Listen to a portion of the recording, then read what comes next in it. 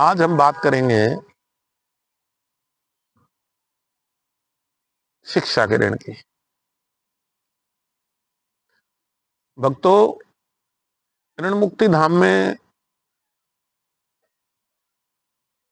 आप लोग आते हैं और आने के बाद आप लोग बहुत से लोग मुझसे पूछते हैं कि गुरुजी, हमारे शिक्षा के ऋण का क्या रहेगा। तो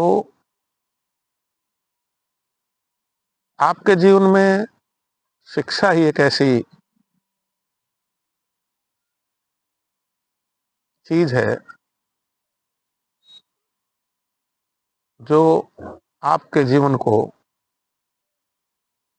जब आप पशु समान होते हो, अशिक्षित होते हो, और वो पशु समान होता है, क्योंकि पशु कभी पढ़ा लिखा नहीं हो सकता, और उससे आप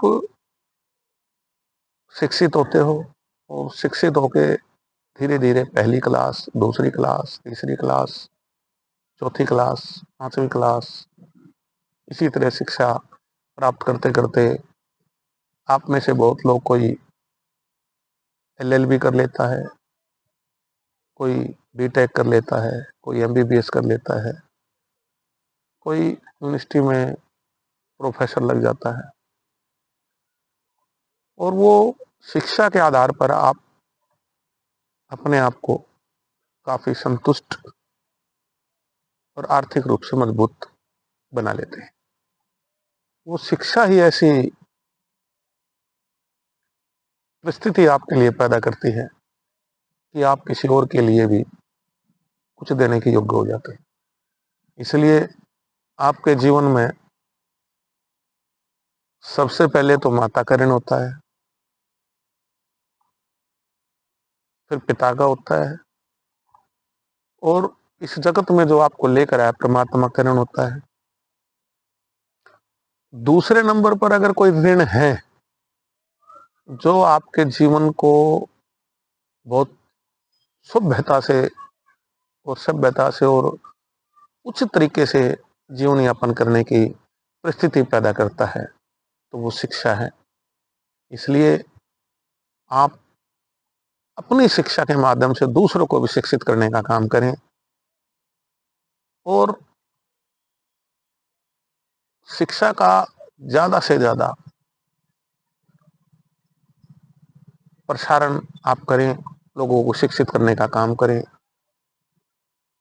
और बहुत से ऐसे आदिवासी इलाके हैं जहां पर शिक्षा बिल्कुल नहीं है।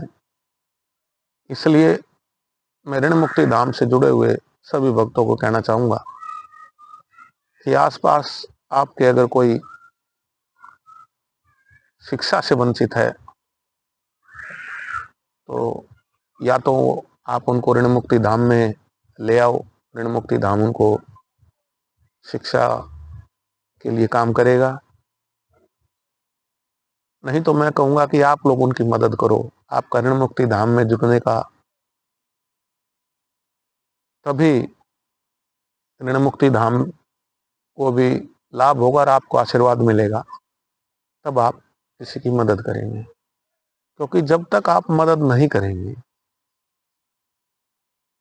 तो आप शिक्षा जो है वो आपके अंदर रह जाएगी। इसलिए शिक्षा का जितना ज्यादा से ज्यादा आप बांटने का काम करेंगे, और जितना ज्यादा से ज्यादा शिक्षा के रूप में आप लोगों की मदद करने का काम करेंगे, उतना ही आपको भी, आपकी परिस्थितियों को भी, और आपके आसपास के लोगों को भी लाभ होगा।